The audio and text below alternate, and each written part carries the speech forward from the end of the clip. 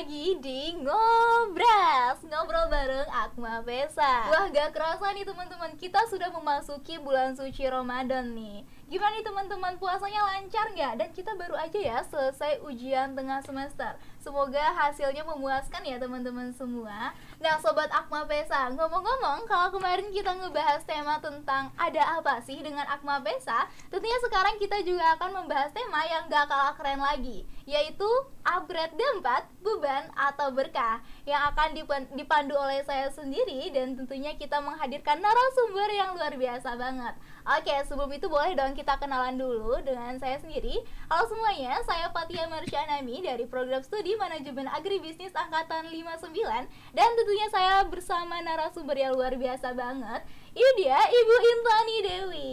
Oke, nah Bu Intan ini bernama lengkap Intani Dewi, SPT MSc MSI, dan merupakan salah satu dosen dan menjabat sebagai Sekretaris Prodi Manajemen Agribisnis di Sekolah Vokasi IPB University.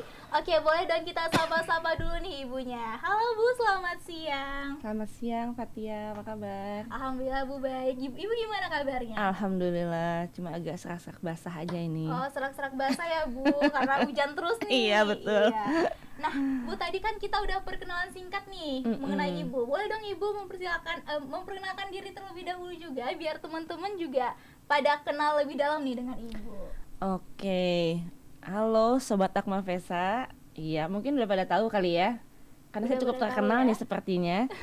Oke, nama saya Intani Dewi, mungkin bisa dipanggil Bu Intan ya. Kebetulan saya mengajar di Prodi Manajemen Agribisnis.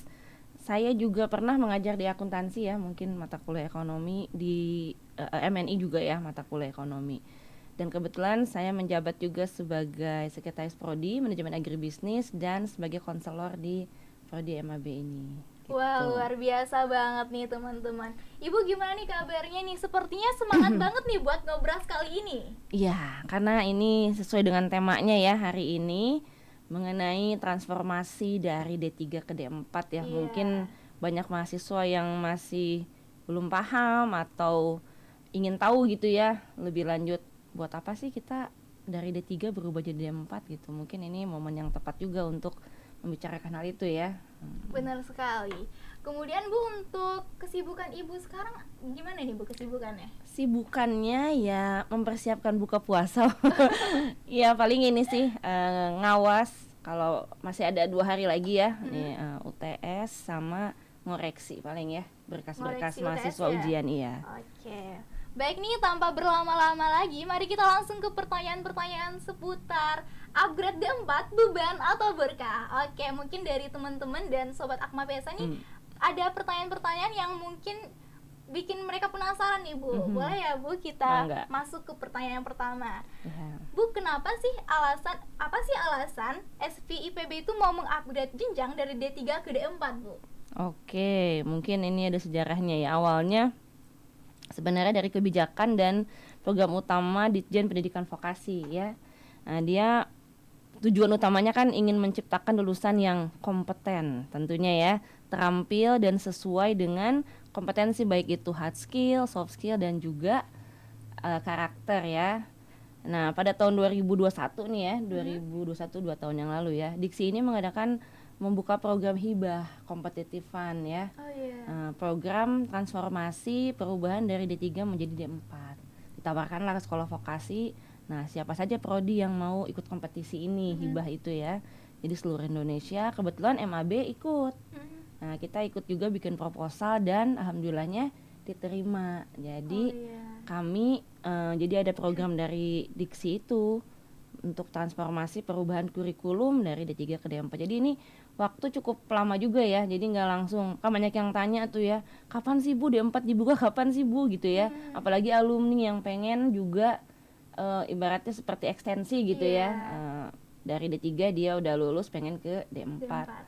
Cuman memang program ini, kurikulum baru ini untuk yang mahasiswa calon mahasiswa baru. Nah, kebetulan Anda ya angkatannya ya, 59. Jadi 59 ini menerapkan kurikulum baru yang sudah dibuat dari 2021 itu. Prosesnya cukup panjang ya, setelah dari Dikti kan juga di kampus ini di IPB juga kan harus melalui sidang senat segala macam ya. Baru akhirnya setelah suratnya keputusannya keluar barulah diubah jadi Upgrade ya iya ke D4. betul. Oke. Kalau yang 58 57 itu dia masih jadi ibaratnya masih yang D3 tapi ada top up. Oh iya. Jadi ke D4 juga nanti lulusnya, cuman yang 56 sayangnya nggak ikut. Oh iya, Karena berarti iya. punya proses yang panjang Iya juga ya, Bu. betul Oke. sekali itu ya. Jadi ini opsional juga sebenarnya, tapi memang kedepannya ya diharapkan semua prodi di SV menjadi D4 ya. Iya. Gitu. Oke. Mungkin boleh ke pertanyaan selanjutnya ya, Bu Oke, ya. mangga silakan. Bagaimana nih Bu pandangan Ibu tentang sekolah vokasi IPB ini mengupgrade ke D4, Bu? Tentunya saya bahagia banget ya, bersyukur iya. banget, dan juga pasti diantara alumni-alumni juga ini pada Ya seneng ya, iya. seneng. Kamu seneng nggak masuk Seneng sini? sih, Bu. Jadi nggak perlu lagi nih ekstensi. Iya, nggak jadi buang-buang nanti waktu lagi. begitu lulus, nah gelarnya udah sarjana Iya. terapan gitu ya. Oke, dan ini ada keuntungannya juga ya, kenapa kita memilih D4 gitu ya. Tentu untuk alumni ya, karir path-nya gitu ya. Nah, dia karena prodi ini buka D4 ya, jadi memenuhi syarat, ada link and match-nya dengan industri ya, dengan DUDI ya, dunia usaha, dunia industri itu juga ya.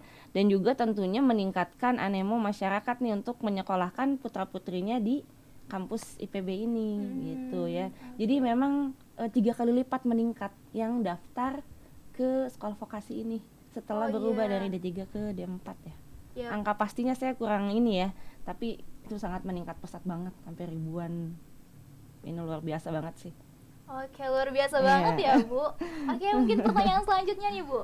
Mungkin ada nih beberapa sobat Akma PSA yang belum tahu nih, Bu, bedanya sistem perkuliahan atau mungkin dari SKS-nya nih, Bu, dari D3 dan D4 di sekolah vokasi IPB itu seperti apa, Bu? Oke. Baik ya, pertama sih jelas SKS beda ya. Iya. Karena untuk D3 kan sekitar 110 sampai 120 ya, antara range itulah. 3 tahun. Gelarnya ahli media. Nah, kalau untuk D4 SKS-nya kurang lebih 140-an ya, 144, 145 sampai ya. 146. Kalau S1 itu kan 144 sampai 160, makanya setara ini D4 dengan S1 gitu ya. Tapi gelarnya beda. Nah, kalau D4 itu ke gelarnya ke sarjana terapan. Nah, untuk MAB sarjana terapan bisnis nantinya. Oh, MAB Nah, sarjana MAB terapan iya, bisnis. STRB. Kalau MNI, STR, MI. Kalau MNI ya, AKN, STR, AK. Nah, jadi nanti. Jadi kan kalau dulu AMD semua yang mau jurusan apapun, prodi apapun ya AMD. Sekarang udah spesifik dia gelarnya gitu. Jadi belajarnya juga tentunya beda ya, lebih mendalam ya. Dan kalau di level capaian pembelajaran ya, di luarannya juga berbeda ya. Melalui KKNI-nya juga, kerangka kualifikasi nasional Indonesia ini, dari level 5 untuk D3 naik ke level 6, setara dengan S1 untuk D4 ini. Gitu ya. Oke, Bu. Ya. Mungkin pertanyaan selanjutnya, Bu. Dengan upgrade-nya sekolah vokasi IPB ke D4 pastinya akan jadi tantangan baru nih, Bu, untuk mahasiswa. Nah, menurut Ibu tantangannya itu apa aja, dan boleh dong, Bu, Ibu kasih tips nih ke mahasiswa untuk menghadapi tantangan itu, Ibu. Baik ya, sebenarnya kalau generasi kalian nih terkenal dengan katanya generasi Z ya. Iya. Ada yang bilang generasi strawberry. Katanya kalau dipencet terlalu keras bisa hancur gitu ya. Nah, berarti kan udah dikenal generasi ini lahir di era zaman teknologi udah canggih era ya. digital Iya, Bu. betul. Saya sendiri masih termasuk generasi milenial ya, bukan generasi Z. Anak saya mungkin generasi apa setelahnya ya ini ya. Setelah generasi Z berarti dia. Nah, itu dia tantangannya adalah kalau kita kebablasan gitu ya dengan adanya iptek ini ya, kemajuan yang luar biasa. Tentunya juga harus dibarengi dengan ini tadi, sikap, karakter, dan juga akhlak. Ya, tantangannya ke sana. Jadi jangan sampai lulusan kita ini cerdas secara IQ gitu ya, tapi secara spiritual, secara emosional itu kurang. Nah, jadi kita memang menginginkan lulusan yang satu paket tentunya ya, baik itu hard skillnya, soft skillnya, karakternya juga ya, kompeten juga itu semua begitu. Jadi memang mahasiswa itu diharapkan jangan kuliah aja ya, kupu-kupu kan, Iya. kuliah pulang gitu ya. Ini kayak Akmapesan hari Minggu aja ngampus kan. Oh iya nih Bu, bener banget. Jadi selain hard skill yang didapat di kelas atau Anda ikut pelatihan gitu ya, itu sangat bagus sekali, saya sangat mendukung ya. Banyak program sekali sekarang ini ya, bisa keluar negeri sekarang loh ya, magang 6 bulan di luar negeri gratis. Semua ditanggung oleh pemerintah, ada programnya ya, IISMA ya. IISMA. Nah, silakan tuh kalau yang berminat, ya tingkatkan diri Anda, upgrade diri Anda, belajar bahasa gitu ya. Lalu jadi ibaratnya ya, sekarang nih apa yang dulu terasa jauh jadi dekat. Iya. Beda dengan zaman saya dulu kuliah gitu ya. Jadi sebenarnya serba ada, informasi semua dunia di genggaman kita. Cuman pertanyaannya, mau apa enggak? Iya. Mau nggak bersusah payah bikin aplikasi? Mau nggak bersusah payah daftar ikut antri misalnya ya? Mau nggak bersusah payah ketika orang lain tidur Anda belajar? Nah itu tantangannya sih di situ. Balik lagi ke diri kita nih ya, sebagai mahasiswa. Anda punya impian, punya goals ya. Nah bagaimana how to achieve your goals gitu lah ya. Kalau moto hidup saya kan, you can do it if you think you can. Nah jadi nggak ada yang nggak mungkin sebenarnya gitu. Jadi everything is possible as long as Anda usaha lah. Iya. Jadi kesana sih. Jadi menurut saya tantangannya bagi memang musuh terbesar diri kita sendiri ya. Iya bener banget Gitu. Bu. Jadi tetap semangat nih ya mahasiswa. Jadi jangan kuliah aja juga nggak terlalu bagus ya. Iya. Harus juga diimbangi dengan ya tadi skill ya gitu ikut ya, Bu. organisasi Iya. misalnya ya. Bagus juga untuk pengembangan diri kita lah. Ketemu masyarakat gitu kan ya. Jadi bisa nambah percaya diri ya, dan lain-lain lah, banyak sebenarnya manfaatnya gitu. Itu sih. Oke. Baik Bu, terus Iya. nih Bu mau nanya nih Bu, Iya. kakak tingkat yang udah alumni lulusan D3 itu kalau Mm-mm. misalkan mau melanjutkan ke jenjang S2 itu kan harus ekstensi dulu nih ke S1 nih Oke. Bu. Nah kalau misalkan nih Sobat Akmapesa nih Bu, yang lulusan D4 dan mau melanjutkan ke S2 itu bagaimana Bu? Oke. Jadi kalau yang sebelumnya nih D3 misalnya dia alumni ya, dia mau masuk ke S2 berarti dia harus ekstensi dulu. Iya. Memang rencananya juga setelah akreditasi nanti D4-nya kami mau buka juga program yang top up itu, khusus yang alumni D3 bisa ikut program D4 selama 2 tahun. Jadi nanti lulusnya sarjana terapan. Tapi kalau udah lulus nih angkatan 57 ya, Iya. nah dia nanti lulus D4 kan. Nah, dia mau langsung ke S2, bisa banget. Silahkan, langsung aja ya, bisa Bu. banget ya. Oke. Banyak banget program beasiswa juga ya dari pemerintah ya. Mau dalam negeri, mau luar negeri, di luar negeri juga banyak loh. Iya. Jadi Master Applied Science, jadi udah terapan masternya. Bahkan sebenarnya kedepannya in the next future ya, kita pun sekolah vokasi ingin membuka yang namanya magister untuk terapan. Oh, Iya, cuma nanti memang harus banyak proses yang harus dilalui lagi ya itu ya. Cuma itu impian kita ke sana, bahkan sampai ke doktornya gitu. Wah, Jadi berarti memudahkan banget ya. Iya. Kalau dulu itu kita harus ekstensi, sekarang langsung aja di S2 betul, gitu mau ya, S2 mau langsung S3 ya. Oh, nggak bisa dong Bu. Bisa S2 S3 kan? Nah, S-teler S-doger.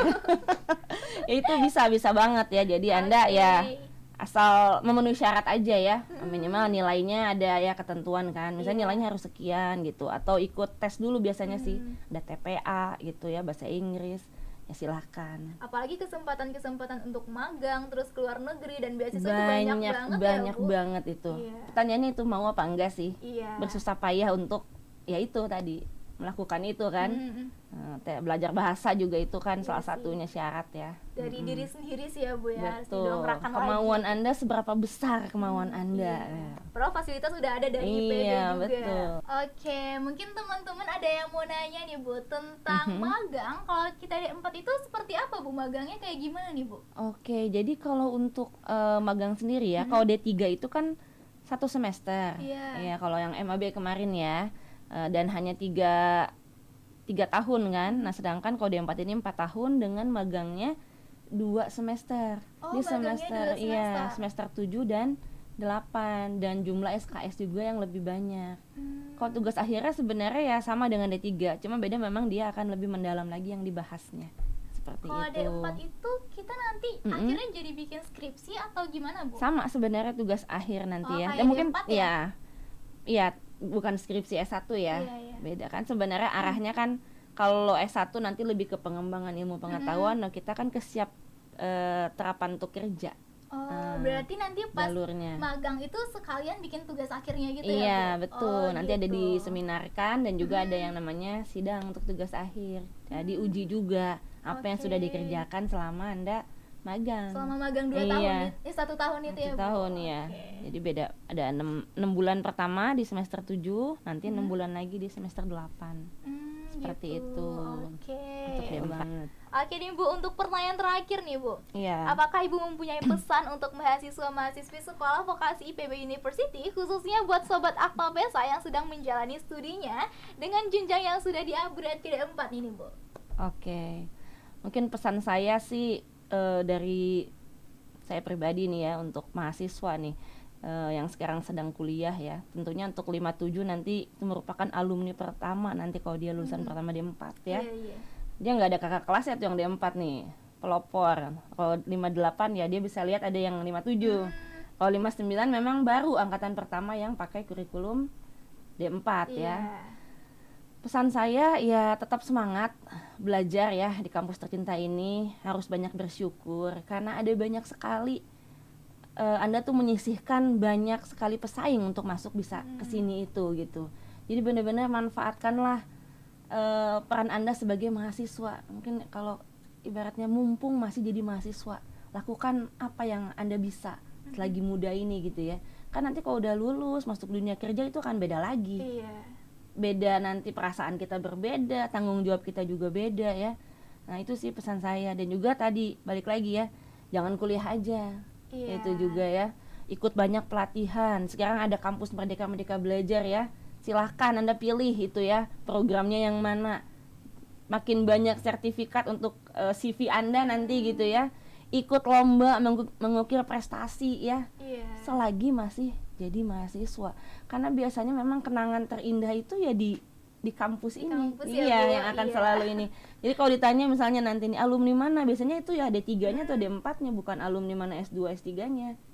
Alumni mana? Ya IPB D4 dan MAB misalnya gitu ya.